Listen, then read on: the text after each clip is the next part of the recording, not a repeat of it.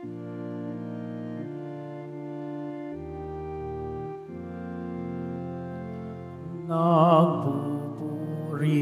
kami sa'yo, Panginoong Jesucristo. Nagpupuri kami sa'yo, Panginoong Jesucristo. Nagpupuri kami sa'yo, Hari naming Jesucristo. Masunurin kang kordero sa katubusan ng tao, haing sa krus ang buhay mo. Nagpupuri kami sa'yo, Panginoong Jesucristo.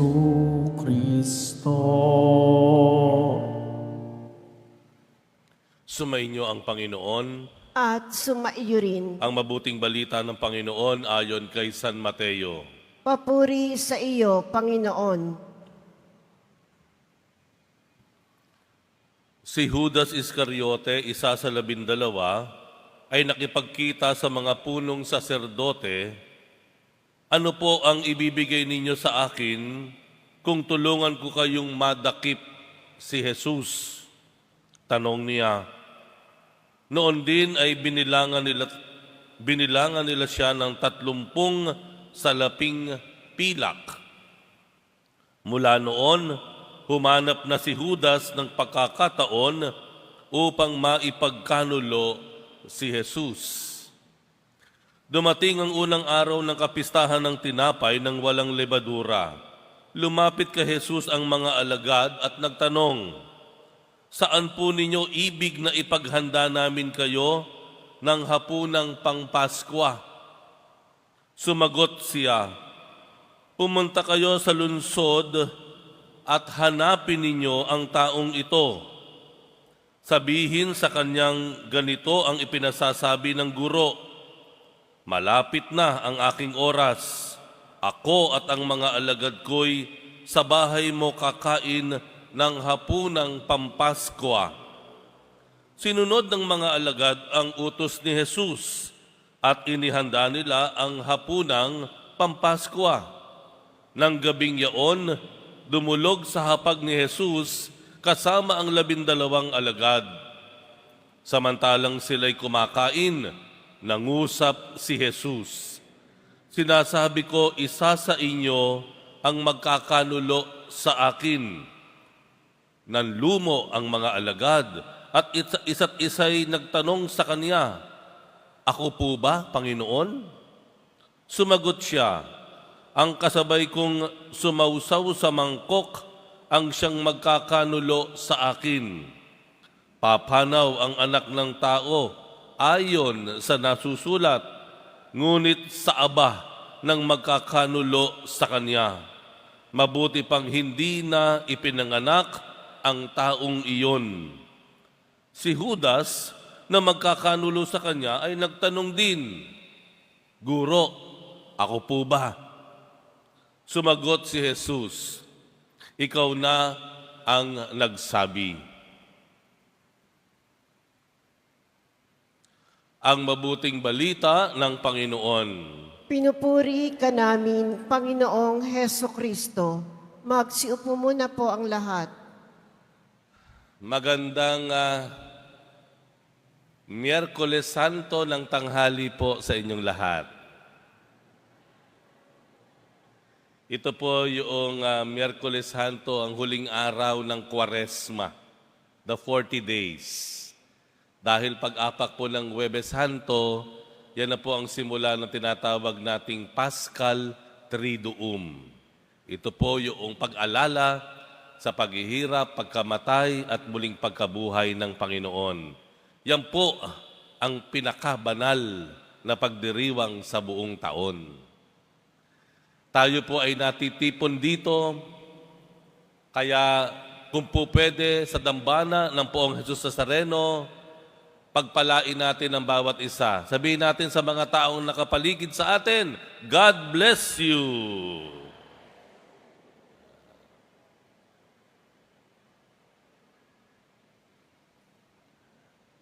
Lahat po ng tao ay naghahanap. Ang buhay ng tao ay tuloy-tuloy na paghahanap. Tatanungin ko po kayo, ano po ba hinahanap ninyo? Ano po yung hinahanap ninyo all your life? What have you been looking for? What have you been searching for? Ang buhay ng tao ay isang tuloy-tuloy na paghahanap. Ang ebanghelyo po natin ngayon ang magbibigay linaw sa dalawang uri ng hinahanap natin. Una, yung paghahanap na sinisimbolo ni Judas Iscariote. Lumapit, ayon sa ebanghelyo, lumapit si Judas sa punong saserdote. Ano po ba ang mahihita ko sa inyo? Ano ba ang meron dyan kung ibibigay ko sa inyo si Jesus? Para madakip na ninyo at matapos na yung sakit ng ulo ninyo. Ang paghahanap ni Judas Iscariote. Ito po yung sabihin na natin na paghahanap sa mga bagay na pansamantala. Not necessarily bad. Hindi kailangang masama. Pero ito yung mga bagay na dumadaan lang. Nawawala, naluluma, nabubulok. Ito yung nais. No? Kaya si Judas Iscariote, nagmula, sabi sa Ebanghelyo, naghanap na siya ng paraan para masilo si Jesus. Nung tinanggap na yung 30 pieces of silver, ano sabi sa Ebanghelyo?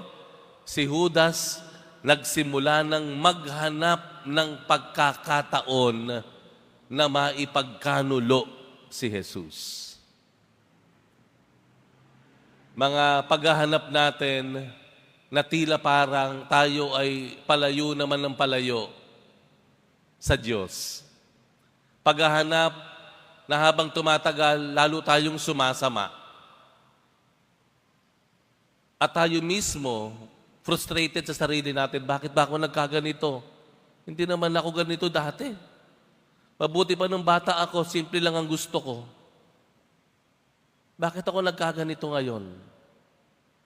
Dahil nga sa hindi natin alam at malayo sa ating kamalayan, na yung hinahanap pala natin all along ay nagpapalayo sa atin sa tunay nating mabuting pagkatao. Sa magandang plano ng Diyos, hindi natin alam, palayo ng palayo pala tayo. Sa hangarin nating tayo ay lumigaya, sumaya, hindi natin alam, yung paghahanap sa kasiyahan na iyon ay nagpapalayo sa atin sa Diyos. Pangalawang uri po ng paghahanap, ito po yung sinasabi dun sa bandang huli ng Ebanghelyong binasa ko. Ito po yung mga inutusan ni Jesus. Dahil nga, di ba, meron ng hapunang pangpaskwa. Kapistahan po kasi Tinanong nila si Jesus, saan niyo po gusto tayong magpiesta? Kumain ng hapunang pampaskwa. Ano sabi ng Panginoon? Pumunta kayo sa lugar na ito at hanapin ninyo yung tao na magtuturo kung saan tayo magdiriwang ng hapunang pangpaskwa. At alam naman natin kung ano nangyari ng hapunan ng pampaskwa, the Last Supper. Dito sinimulan ng Panginoon ang pagtatag ng banal na misa o banal na Eucharistia. ang pag-aalay ni Jesus ng kanyang sarili para sa atin. Kung kaya't yung mga alagad, ano ginawa nila? Yumao sila at hinanap naman yung tao na makatutulong. Ito naman po yung uri ng paghahanap natin na ang hinahanap po natin ay marahil magkaroon ng maayos na kahulugan ng ating buhay. Yung uri ng paghahanap natin na ang ating hangad, maging mabuting tao tayo. Paghahanap ng paraan para makabalik tayo sa Panginoon, paghahanap ng pagkakataon na makipagkasundo tayo sa Diyos, paghaharap ng pagkakataon na makapagdasal, makaharap ng pagkakataon na makausap muli yung taong hindi mo na napapansin, makipagkasundo ka doon sa taong nakagalit mo, paghahanap ng pagkakataon na makatulong ka, paghahanap ng pagkakataon na ikaw ay makapagdamay sa iba o madamayan mo yung iba. Dalawang uri ng paghahanap. Huwag na tayong lumayo. Ngayon na lamang Semana Santa. Ngayong Semana Santa, maraming naghahanap ngayon. Una, may naghahanap. Saan ba ang magandang beach resort? Total, walang pasok ngayon. Pagkakataon na natin. Saan medyo mas murang outing tayo? Ano bang magandang private pool? Yan, para magkasama-sama tayo. Saan ba maganda na lugar na pwede tayo magkatuwaan? Total, ngayon tayo sabay-sabay na walang pasok. Nangyayari yan, ano? Sa kabilang banda, sa Semana Santa, ito naman may mga taong nakikita mo, naghahanap. Naghahanap ng simbahan para sa bisita iglesia.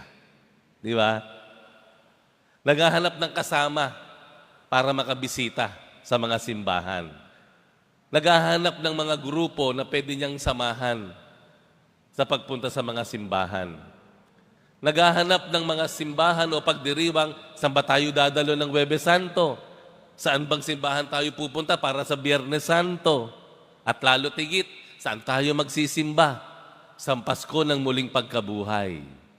Saan ba merong magandang way of the cross o daang krus? Yan. May maganda doon, life size. Yung kanilang stations of the cross. Dito maganda dito sa simbahan na ito, solemn, tahimik, makapagdadasal ka. Saan ba yung lugar na pwede kong manahimik pansamantala? Upang makapagdasal, magnilay-nilay, maipahinga ko naman ang aking kalooban. Paghahanap. Di po ba? Yan yung nangyayari sa atin ngayong Semana Santa. Bagamat may mga para-paraan lang din po dyan eh. O sige, papunta tayo sa beach resort na ito. Bago tayo pumunta doon, na nahanap natin, maghanap naman tayo ng simbahan na madadaanan. Yeah, di ba? Ganda naman. Ano? Papunta doon, maghanap tayo ng simbahan para makapagdasal naman. Yan. Maganda. Gayunpaman, sa pangmalakihang pananaw, ang paghahanap natin hindi naman nakukulong lang dito sa Semana Santa. Sa pangmalakihang pananaw, ang buhay natin talaga po ay tuloy-tuloy na paghahanap.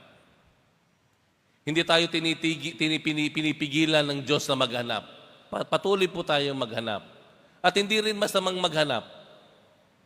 Normal po yan, yung paghahanap natin. Pero, ang maganda po sigurong linawin natin, ano ba yung hinahanap mo?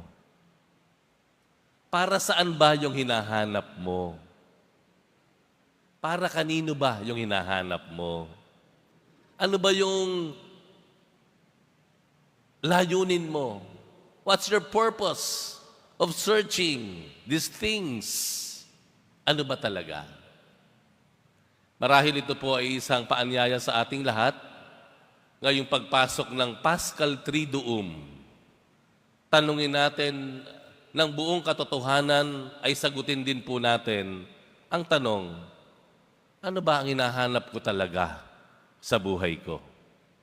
Ano nga ba talaga ang hinahanap ko?